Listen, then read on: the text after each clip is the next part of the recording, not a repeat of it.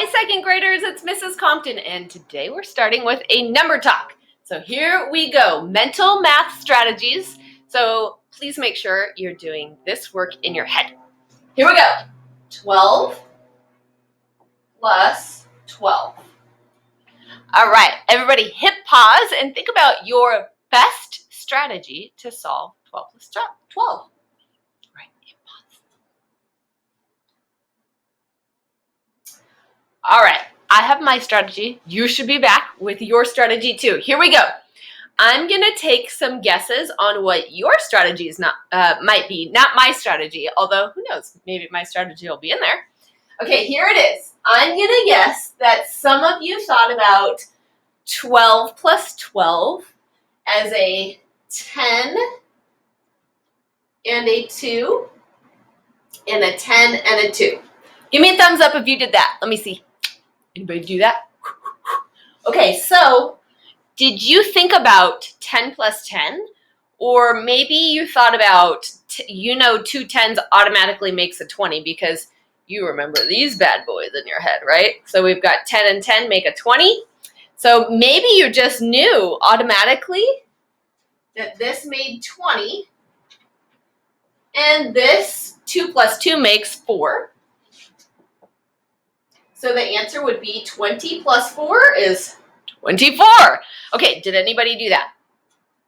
Okay, I'm wondering if anybody also thought about like something that they know comes in a 12, because you guys probably see these all the time around your house. So I'm going to draw something. So maybe you've thought about it like this.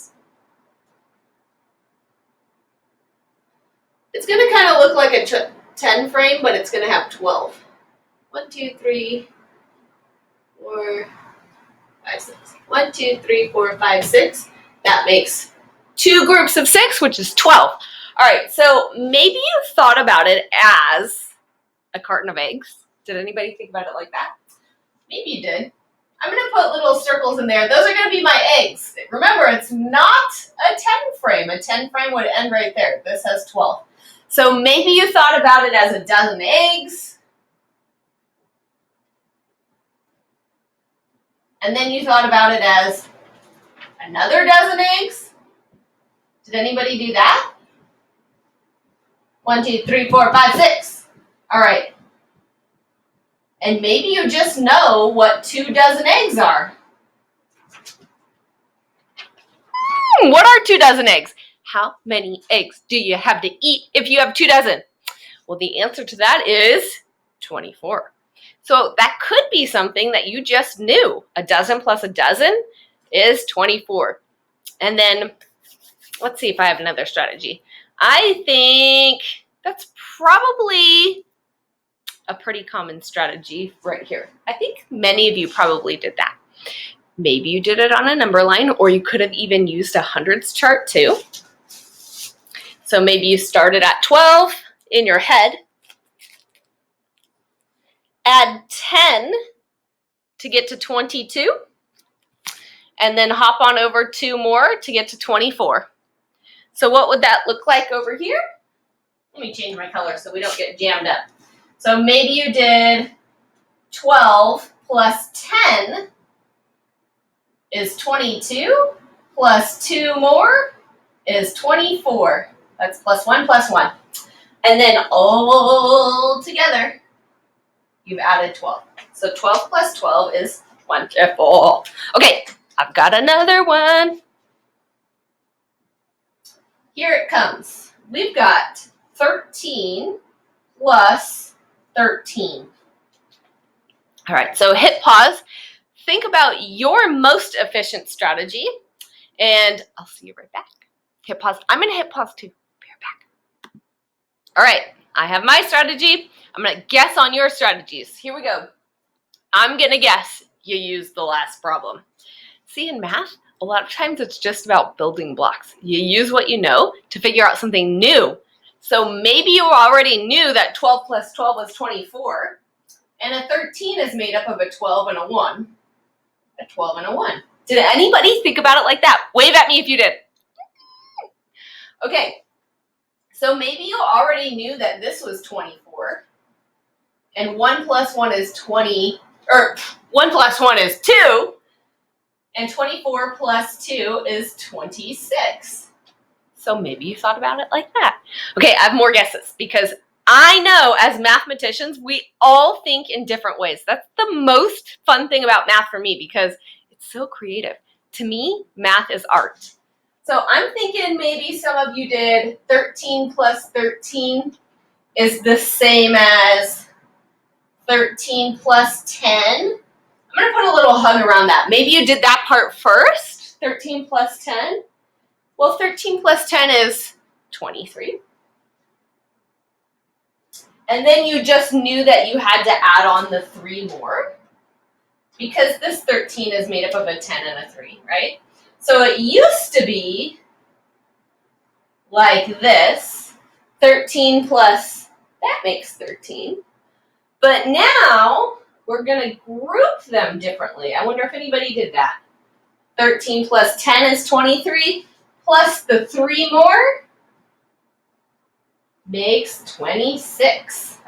Did anybody do that? Wave at me. Wave at me if you did that. Okay. I have no more guesses for you. I am certain, I will bet that there are people who solved it differently. But it's time for us to get to our story. Don't forget, how many are in a dozen? That's going to be important for this story. So, on your fingers right now, show me how many make a dozen. That's right. We don't have enough fingers on our hands, do we? So I can bet some of you are going, 1, 2. Wait, does that look like 21 to you, or does that look like 12 to you? I don't know. So you just have to find a way to show on your fingers 12, because 12 makes a dozen. All right, here we go. This story is all about broken eggs. All right. Carl bought dozen eggs. Okay, so imagine Carl's at the grocery store. He is buying packages of eggs, right? But the packages are coming in dozens.